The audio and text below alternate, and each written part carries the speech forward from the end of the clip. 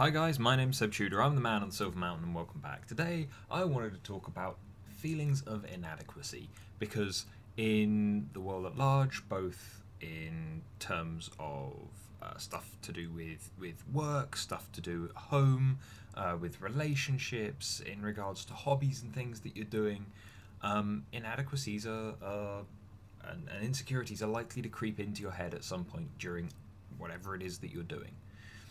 And this is one of these things that everyone has to get over at some point. And if they don't get over them, then they tend to struggle.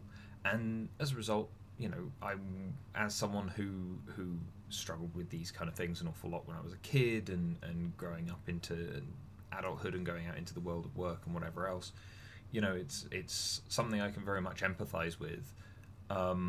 But also, it's actually one of the things that I feel is easier to get over. And granted, everyone has their own different problems, everyone has their own way of approaching these things to one extent or another. But inadequacies are usually built from a perceptive place, and that perceptive place is one that tends to be one based on emotion and not based on realism. So, addressing the reality of your situation and how the world is working around you and how you interact with it and things like that are usually ways to solve these issues. And so here I just wanted to go over four things that are, for the most part, the way that I feel you can deal with your inadequacy, or feelings of inadequacy at any rate, and move forward with it. So the first one is, as I've said in other videos in the past, quite frankly, perfection isn't a thing. Everyone has good and bad days. It's impossible to be 100% all the time. Just not going to happen. You're going to be sick, you're going to be tired, you're going to have something that just gets under your skin, or you're going to get worn down by something. You're just going to have a series of unfortunate events at the beginning of the day that just messes up the rest of the day for you. And those things are going to happen. Some people get them more often than others, but hey, it's all on you one way or the other. In which case, though, don't expect perfection. Try your best. Yeah, perfection cannot be expected from anyone because it's literally impossible. If everyone was perfect, firstly, the world would be incredibly boring, but secondly, we wouldn't be people, we'd be robots, because we'd all be 100% rational, 100% informed, 100% active, and all the rest of it, and we'd all just be continuing that trend all the time. And as a result, everything would just be a mechanism. Nothing new would happen, nothing interesting would happen. It would all just be this flat, mundane, boring kind of roll of the same every day, because it would be perfect every day. But then that in itself isn't enough, is it? Having the perfect situation every day doesn't allow you then to appreciate that perfect situation because you don't have anything negative to compare it to. So keep that in mind. That's an important thing. You can't expect perfection all the time.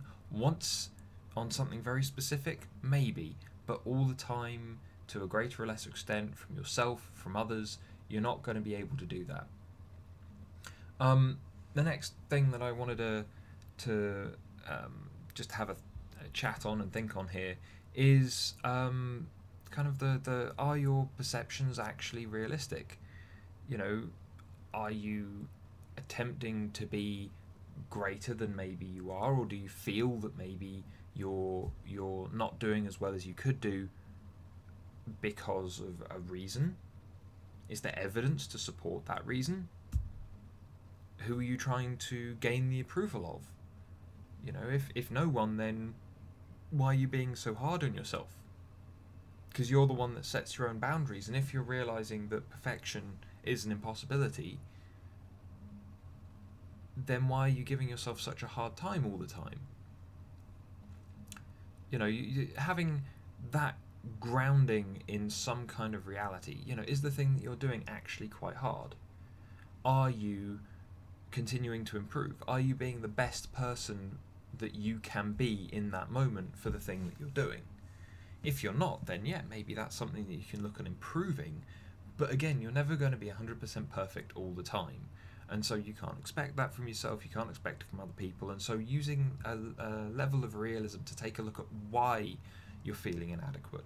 What is it that's making you kind of have those emotions well up inside you is it you? Is it something that you're demanding of yourself, and potentially unreasonably? Is it someone else's expectations? Is it the approval that you're seeking from someone that means a lot to you? Is it purely because you're comparing yourself to other people without understanding what's going through their heads? There are so many different factors in this. You need to try and narrow it down to why you feel that way, and whether or not that way, what's making you feel that way is realistic. Because if it's not realistic, if it's just something that's very nebulous, you don't feel you're doing well, but all the evidence suggests that you're doing okay, chances are you're doing okay. Relax.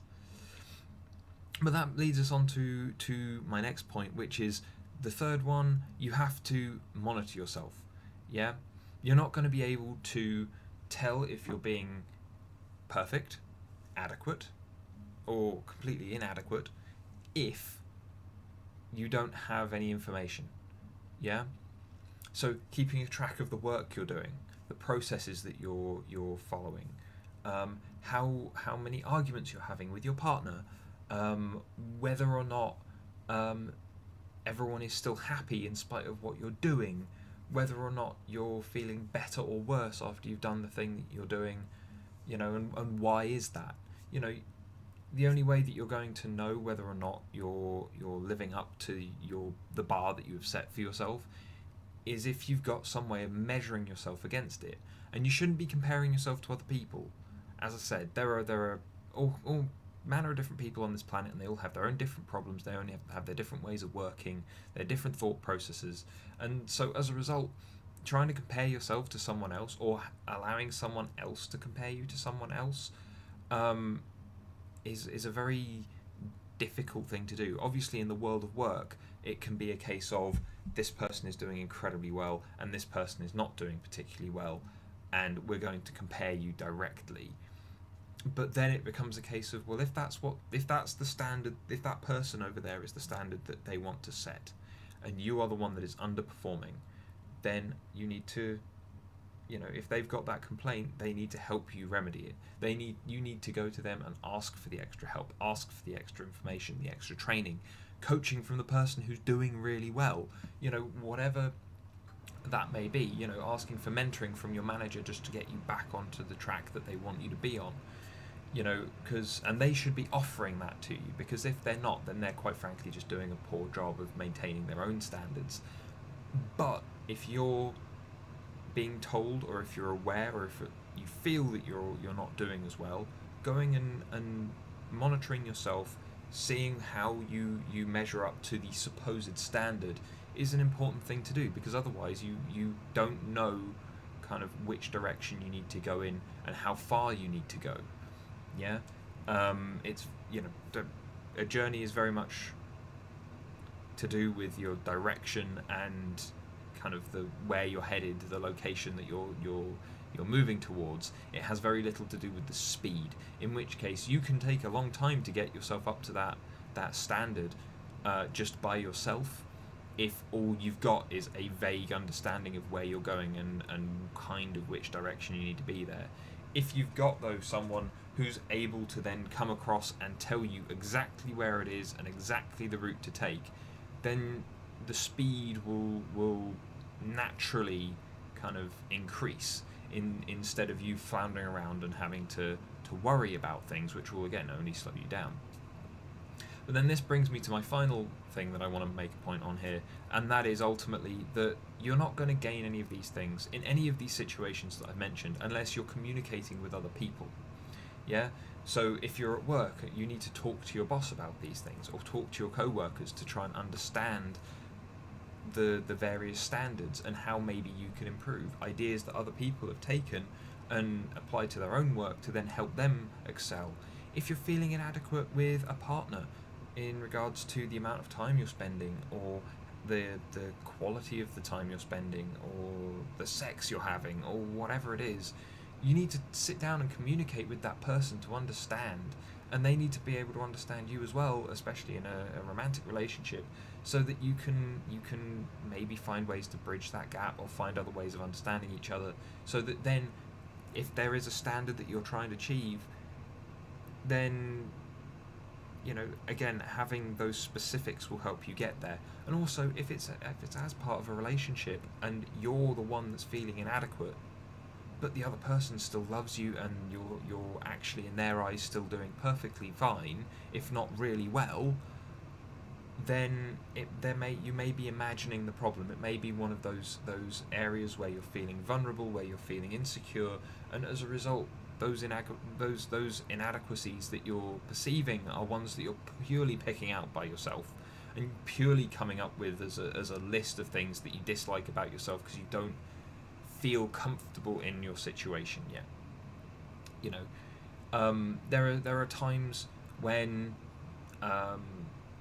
both in long and short-term relationships that I've been in, even in the relationship that I've been in now, where we've been together for years, or at least a couple of years now, then it still comes down to those inadequacies are still going to turn up. They're still going to be a thing, and then it becomes either a case of talking about them or realizing that actually, if I just ask a couple of questions, I will know whether or not these feelings are justified. It's a very straightforward thing. But again, communication, monitoring, making sure that you're paying attention to reality, these are all important things so that then you can take all of that information in one hand and take the realization that perfection is literally impossible in the other, and you can walk forward towards whatever goal it is feeling fine. But anyway, I just wanted to touch on this, guys, because it's obviously a thing that affects so many people in so many different ways, in so many different areas of their lives. And, as a result, I wanted to put across to you, are there any other things that you guys have done in addition to my list that have helped you overcome your concerns about yourself, or your insecurities, or your worries that you're not good enough? Yeah, if so, leave them down in the comments, because someone else may very well be experiencing the same thing and not know how to get past it, and your responses may very well be the thing that helps them. Anyway, thank you very much, guys, and I'll see you in the video tomorrow. Thank you very much for watching, guys. If you enjoyed this at all or found it useful, then please drop me a like and subscribe for more, and I'll see you in the video tomorrow. Take care.